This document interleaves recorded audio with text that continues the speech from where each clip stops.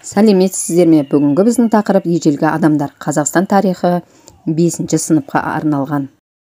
Ең ежелгі адамға тоқталатын болсақ, епті адам деп атады. Өйткені құралдарды ептеп жаңадан ұстай білгендіктен. Ғылыми атау Австралопитек 2 миллион 600 мың жыл бұрын өмір сүрген. Солтүстік Африкада Кения Олдувай шатқалынан табылған. Епті адамның түрін Homo habilis деп те атайды екен біз. Келесі адамның түрі тік жүретін адам. Епті адам қарында тік жүргендіктен тік жүретін адам деп айтты. Питекантроп деп айтады екенбіз. Ява аралынан 1891 жылы 1 миллион жыл бұрын табылған екен. Қазақстаннан ежелгі адам 1 миллион жыл бұрын табылды. Яғни Питекантроптың замандасы. Бұл адам Синантроп деп аталады. Қытайдан табылғандықтан Қытай адамы деп те атайды. Чжоукоудян үңгірінен табылған 1927 жылы 500-200 мың жыл бұрын өмір сүрген тік жүретін адамдардың өкіліне жатады. Homo erectus деп айтамыз. Яғни табылған жеріне байланысты атап отырған ежелгі адамдарды.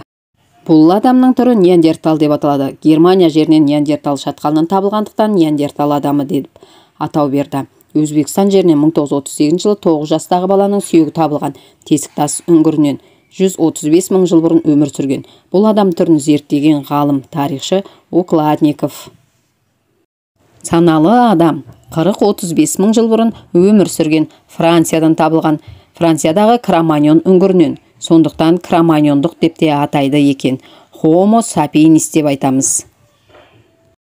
Адам деп кімді айтамыз? Жер бетіндегі тіршілік иелерінің саналы әрекет ететін және өз іс әрекетіне саналы түрде жауап беретін түрін адам деп айтады екен біз. Бүгінгі сабағымызды қорытындылай келе бәйгеге қатысайық. Ал бәйгемізді бастайық. Өзіміздің атымызды жазамыз мына жерге. Содан кейін сурет таңдап аламыз. Компьютер таңдап аламыз. Ойынды бастаймыз. Бірінші сұрақ. Суретке қараймыз. Бұл қандай адам түрі? Саналы адам. Иә, дұрыс шықты. Келесі.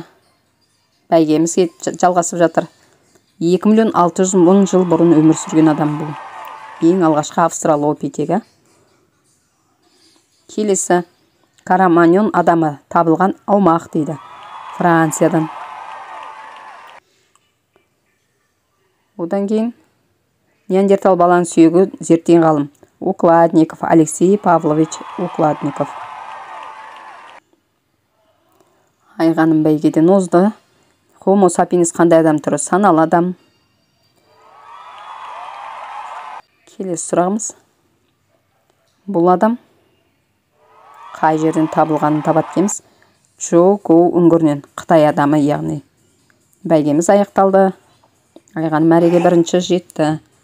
QR код арқылы өзіңіз тест тапсырып көріңіз. Сау болыңыздар.